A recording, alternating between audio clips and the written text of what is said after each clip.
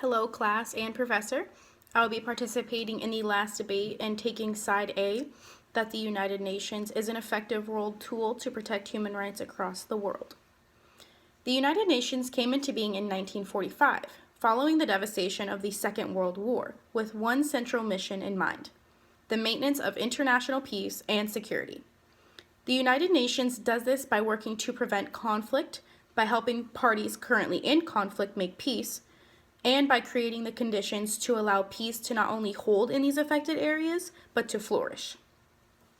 These activities often overlap and should reinforce one another in order for the UN's mission to be effective. The UN's Security Council has the primary responsibility for international peace and security maintenance.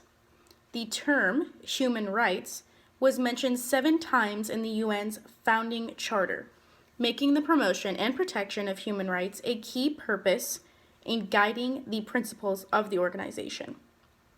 In 1948, the Universal Declaration of Human Rights brought human rights into the realm of international law.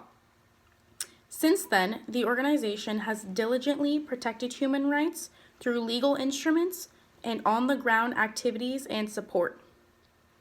One of these purposes of the United Nations, as stated in its charter, is to achieve international cooperation in solving international problems of an economic, social, cultural, or humanitarian character.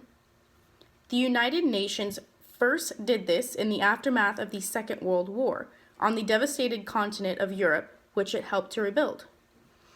The organization is now relied upon by the international community to coordinate humanitarian relief operations due to natural and man-made disasters in areas beyond the relief capacity of the national authorities alone.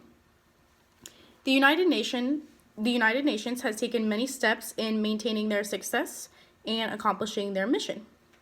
To name only a few, the United Nations has provided food aid, aid to refugees, protected at-risk children, has provided a foundation for peacekeeping in countries, has helped initiate war crime prosecutions, has assisted in fighting disease, and much, much more. They feed over 104 million people a year in over 80 countries with the World Food Program. It is one of the most effective programs currently in place in the UN. They feed people in war zones, natural disaster situations, health emergencies, and just plain poor or underdeveloped countries. The United Nations High Commissioner on Refugees program is another effective part of the UN. There were 17 million asylum seekers, refugees, and people alike in 2004 who got help from the UNHCR. This program both helps refugees directly and works with the governments of these countries to ensure that they're meeting the responsibilities of these displacees. The United Nations International Children's Emergency Fund, also known as UNICEF, has built a largely popular reputation with programs ranging from immunizations to AIDS prevention to education to protection for children against exploitation.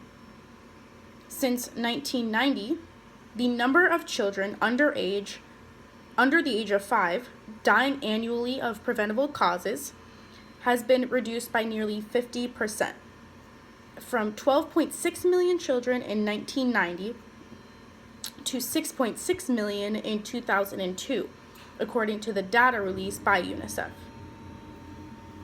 When it comes to peacekeeping, the United Nations has 16 active peacekeeping missions in places like Sierra Leone, Kosovo, Lebanon, Liberia, Burundi, and more.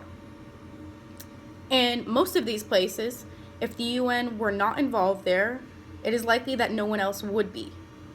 And the peace or the relative peace that is being maintained in these countries would have disintegrated a long time ago.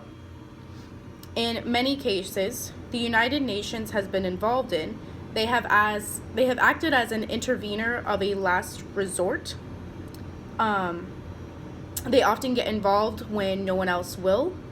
The meltdowns in the Congo and Liberia are prime examples of this, when the United States and Europe have no interest in getting involved in international affairs, and there is no regional player with the will or the capabilities to do so. The choice is often letting slaughter and mayhem continue or throwing the problem to the UN. And I think that the United Nations definitely deserves some credit for taking on these violent conflicts. The United Nations has also recently become involved in war crime prosecutions. The tribunals it has set up for former Yugoslavia and for Rwanda have had their fair share of delays and management problems, but all in all, they are respected and have developed important case laws on genocide and human rights, and have provided a measure of justice that is taken very seriously by the people in these affected areas. The United Nations is, although the United Nations is still experimenting with the judicial models for places like Sierra Leone and Cambodia, they have made great strides in the right direction for the people of these areas. And although none of this is to say that the United Nations does anything perfectly or that there is not a pressing need for reform, because it is hard to overlook the common theme that emerges when you talk about good organizations and functions that are nonetheless beset by serious and often flawed management shortcomings. But if it were not for the United Nations and its efforts, an awful lot of suffering around the world would go on, even less noticed and addressed than it already is today. Thank you.